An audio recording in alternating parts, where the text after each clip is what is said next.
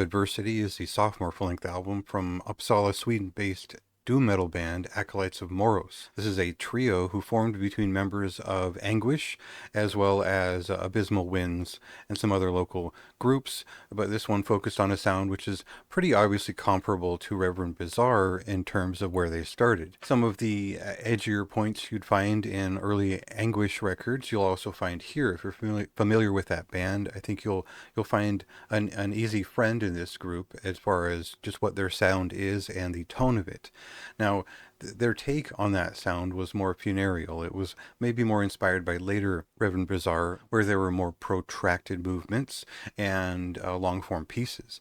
Now, keep in mind that this record that I'm reviewing here is over an hour and a half long, and it is a double LP proper. These songs are very long and developed, so the main reason that I caught up with this band's discography fairly early on was the relation to Anguish. As a fan of that band, I found that this was a variation that focused on something that was a little bit more melancholic and less pompously presented as Reverend Bizarre was. There was no real joking tone to it. The Wellspring, the debut full-length album from this band, was often compared to something like the first Warning record with some Reverend Bizarre influences. It was kind of skated past pretty quickly. It was a very dreary, heavy album that had a almost kind of a bright side to it. There was hope at the end of the tunnel, and this is pretty common with modern doom metal, is that they're going for an emotive range that is both dark and light. For this second record, it is all dark. We're not in a happy place with this record. We're exploring a land of disappointment and shadows. It's a dark psychedelic doom metal record that fuses in a lot of extreme elements per their interest in black and death metal. It's not that they're blasting through the whole thing or that there's a big black metal break here and there, but there are elements of atmospheric black metal as well as some harsher, more aggressive moments on this record that help these 20-plus minute songs carry.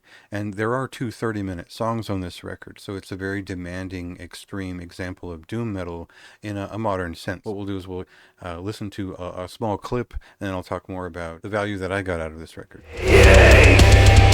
Erupted from mountains of blinded flesh, shivering patterns. So there's no way that I'm necessarily going to dig through all of the details of these four quite outsized doom metal pieces. I will say that there are elements of sludge and doom metal and, like I said, extreme metal that really count here in terms of creating a disturbed but still entirely functional listening experience. There are moments of reprieve, there are breakthroughs, there are strong melodic elements, there are rants in here. It's got a little bit of everything, and I think that the way that they pull it together is to treat it like it's all flowing together at once. They're able to create themes in the sense that there are points to return to, something resembling a chorus or a particular riff that pulls us back into that piece, and it feels like less an extension of the Reverend Bizarre school of doom metal and more now this is a little bit more their own thing, and it's darker territory than a lot of doom metal fans will go. For me, it's especially good, and this was an especially memorable record. It's such a demanding listen that I think that my recommendation has to go to people who are willing to just be a bit more extreme with doom metal, have the attention span or the ability to put a record like this on in the background and pick up where they will. For me, that is a high recommendation. I think that this is a well above average concoction, and I think it's like a really exciting direction for this project. I felt like the Wellspring was just kind of getting its foot in the door,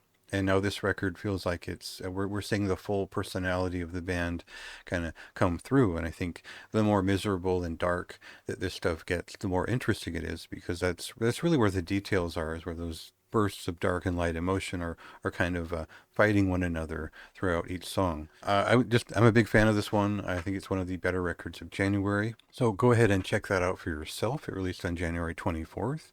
And read my review for more of my thoughts in depth.